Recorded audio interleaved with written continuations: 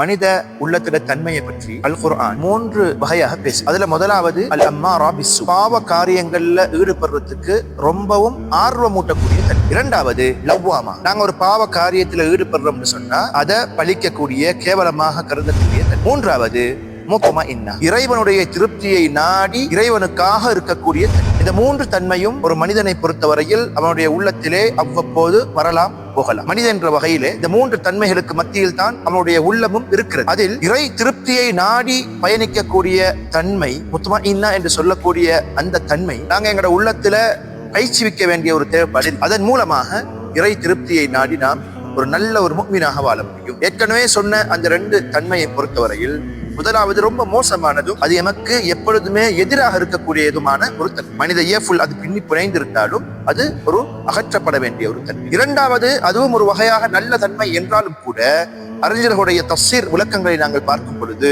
அது தெரிந்து கொண்டே அந்த பாவத்தை செய்ய வைத்து பின்பு அது கவலைப்படக்கூடிய ஒரு நிலைக்கு அது விட்டு செல்லக்கூடிய ஒரு தன்மையாக இருக்கு. எது எப்படி இருந்தாலும் மூன்றாவது முத்மஇன்னா என்று சொல்லக்கூடிய இந்த தன்மையை பொறுத்தவரையில் அது இறைவனுடைய திருப்தியை மாத்திரம் நாடி பயணிக்கக்கூடிய தன்மை கொண்டது. இந்த தன்மையோடு நாம் வாழ்வதற்கு முயற்சி செய்ய வேண்டும்.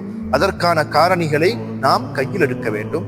அதுதான் அல்லாஹ்வின் மீது முழுமையான நம்பிக்கையோடு அவன் எமக்கு விதித்திருக்கக்கூடிய விதிகளை முழு மனதோடு நாங்கள் எடுத்துக்கொண்டு இறைவனை திருப்திப்படுத்துவதற்காக வேண்டி வாழ்வதில்லை.